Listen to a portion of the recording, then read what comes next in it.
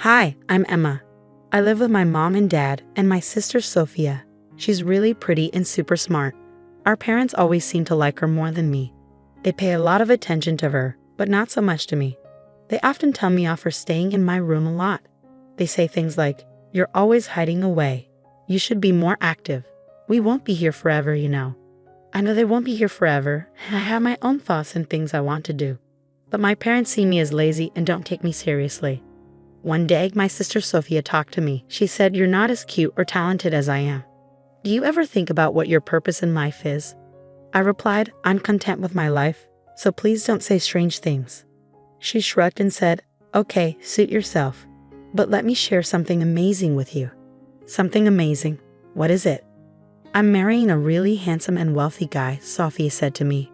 "Congratulations, I'm happy for you," I replied. Sophia smirked and said, "You're just jealous. You'll never find someone to marry you." She assumed I couldn't find someone to marry and kept boasting about herself. "I'm not really interested in getting married, so whether I do or not doesn't bother me," I told her. I was thinking of going to my sister's wedding because she's family, but then, "What? You're actually coming to my wedding?" Sophia asked. "Yeah, why wouldn't I?" I replied. "Of course it's a problem. Having a lazy, useless person like you there will ruin everything." Sophia snapped. "What do you mean by lazy, useless person?" I asked. "A bottom feeder or idle youth is exactly what it sounds like.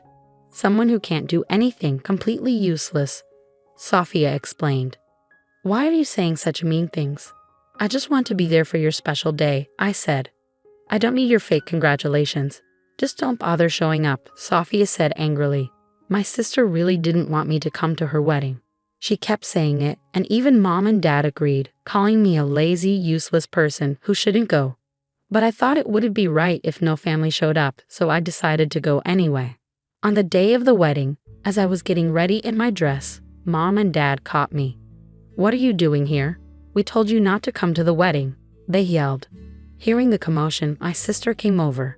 "Why are you here? I didn't invite you," she said angrily.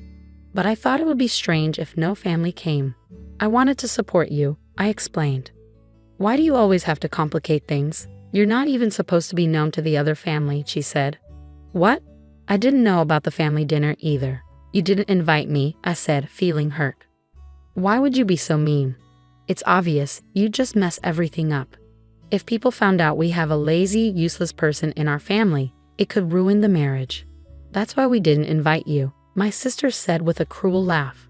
My parents joined in, smirking. It was clear they had planned this together. Feeling hurt and rejected, I couldn't help but be deeply saddened by their determination to erase me. "Get out, you worthless, lazy person," my sister yelled in anger. I realized there was no point in trying to reason with them anymore. So with a heavy heart, I decided to leave. "Fine, I'm going home." "Goodbye," I said, feeling defeated. They laughed. As I said my goodbye, my family continued to point and laugh at me. Trying to hold back my frustration, someone called out to me as I was leaving. "Hey boss, great job today," they said. Thanks. Wait, why are you saying that? And what are you wearing?" I asked, confused.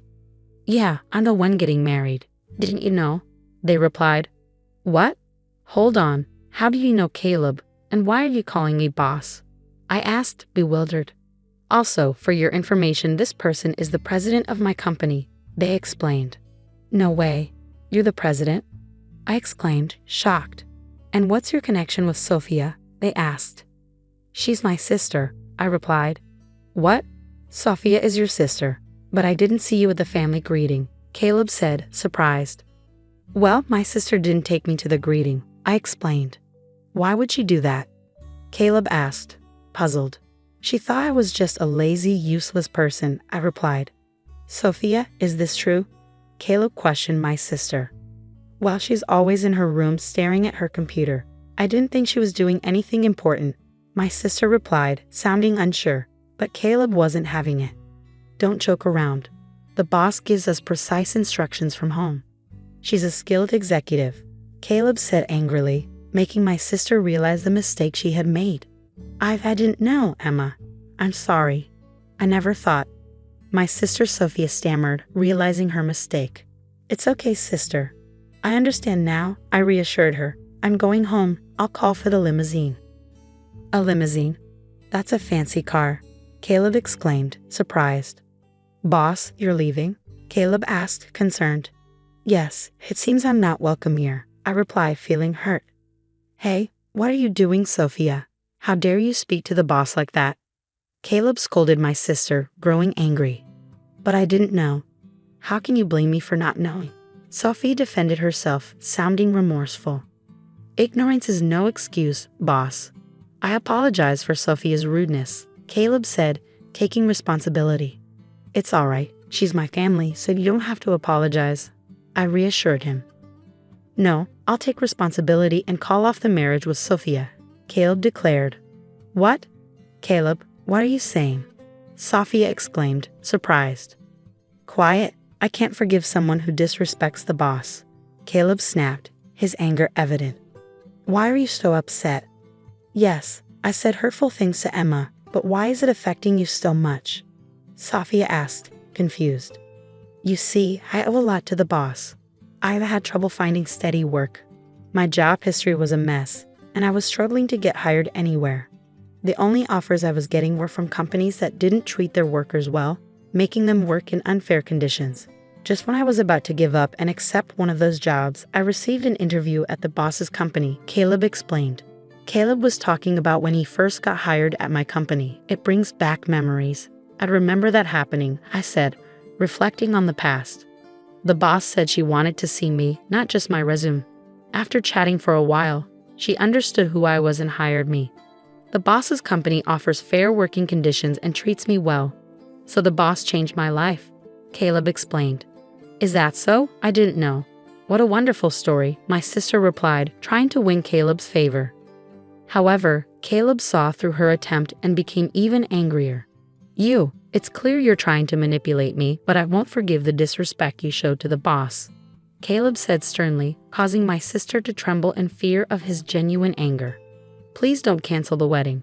Come on, father, mother, say something, my sister pleaded, seeking support from our parents. But they remained silent, unwilling to intervene. We didn't mean to blame Emma as much as Sophia did. That's right, this is all your own doing, my father finally spoke up, shifting the blame onto my sister. What? Well, then the wedding is off, my sister exclaimed, tears streaming down her face as she screamed in frustration. Caleb remained calm as he explained the consequences of canceling the wedding. If we cancel the wedding, there will be a cancellation fee.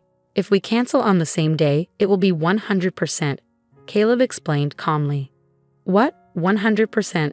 How much money is that? My sister asked, shocked.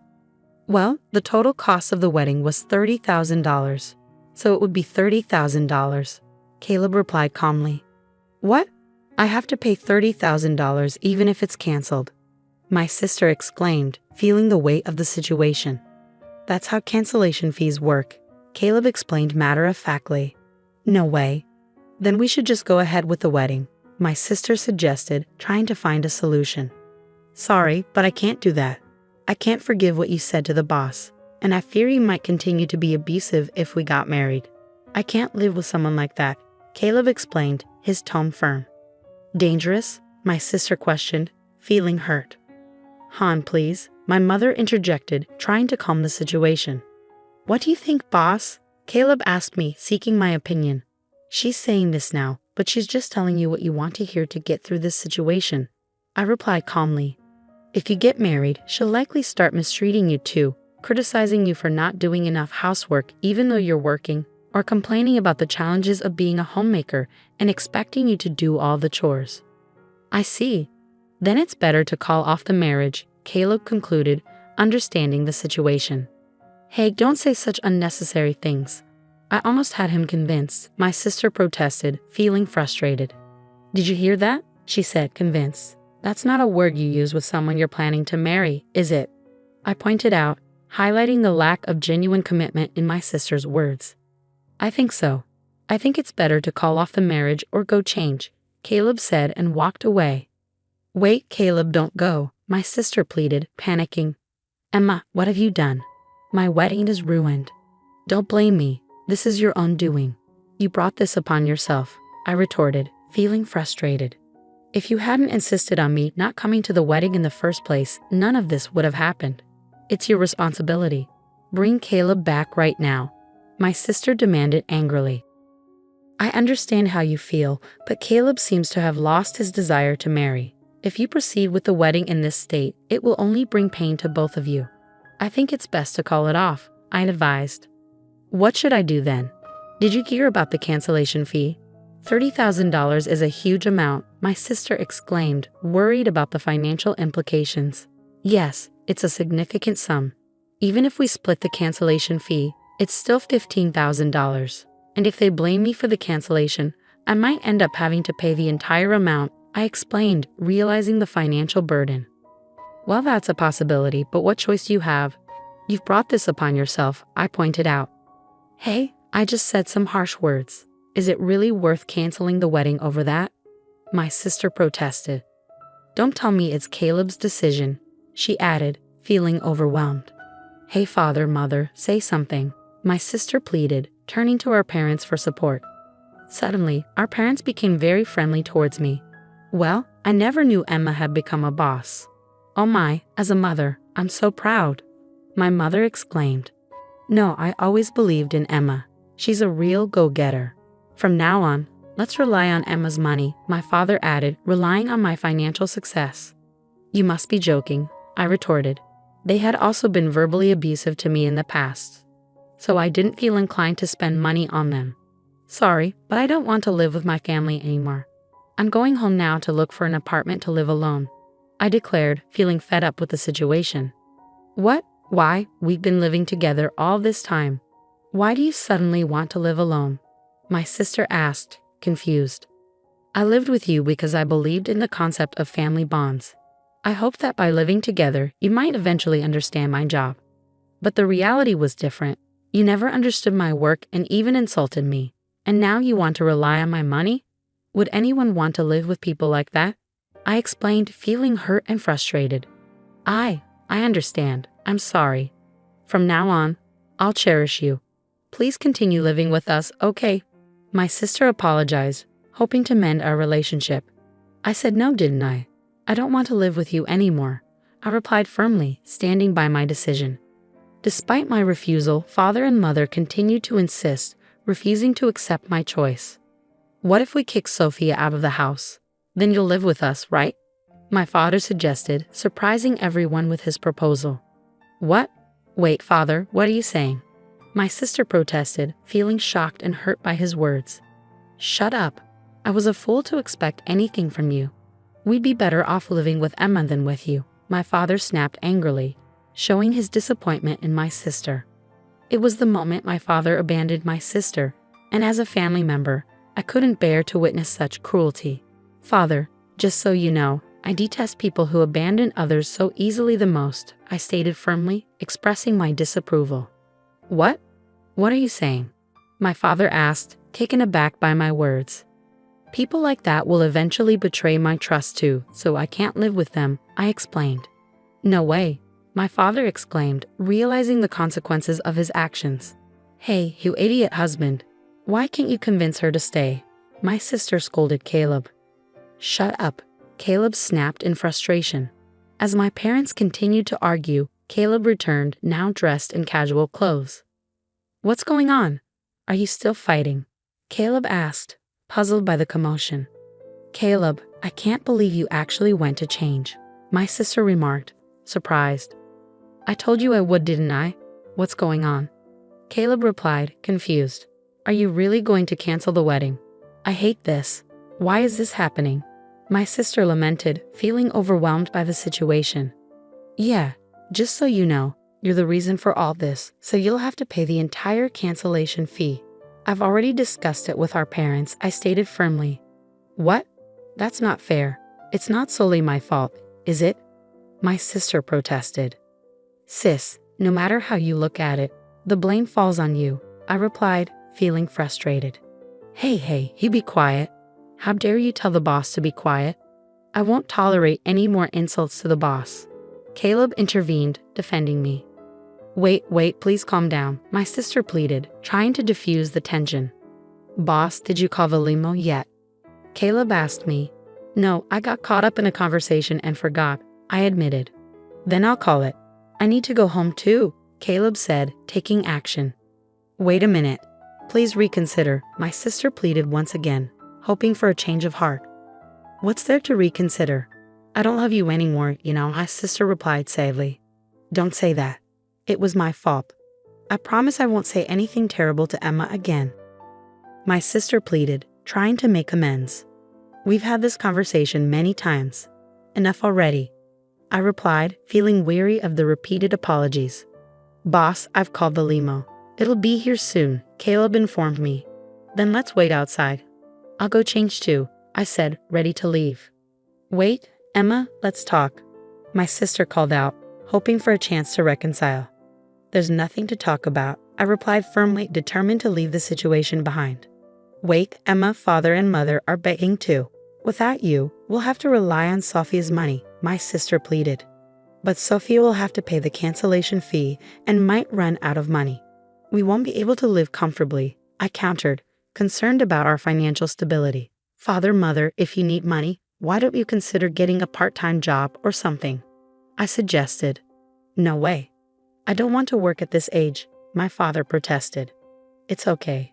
There are people working even in their 70s and you're both still in your 60s, right? You're still energetic, I reasoned. That's not the problem.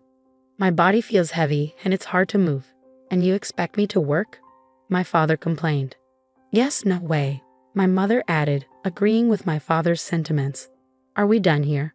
I'm going to change, so don't talk to me anymore. After I get home, I'll pack my bags and stay at a hotel for now. I have no intention of dealing with you ever again, I declared firmly. Hey, wait for me. Please don't go. Don't abandon us. Emma, my sister and parents pleaded desperately, but I didn't stop. Ignoring their cries, I quickly changed and left the venue. Caleb's limo took me home, where I packed my bags and headed to a hotel. There, I searched for apartments, signed a lease right away, and completely cut ties with my family. As a consequence of canceling the wedding, Sophia had to pay the $30,000 cancellation fee, and my parents were so angry that they disowned her. In the end, they ran out of money and had to work part-time jobs. Sophia, having nowhere else to go, began living as a gig worker. Meanwhile, I focused on growing my company, increasing my income, and living happily ever after, free from the toxicity of my family.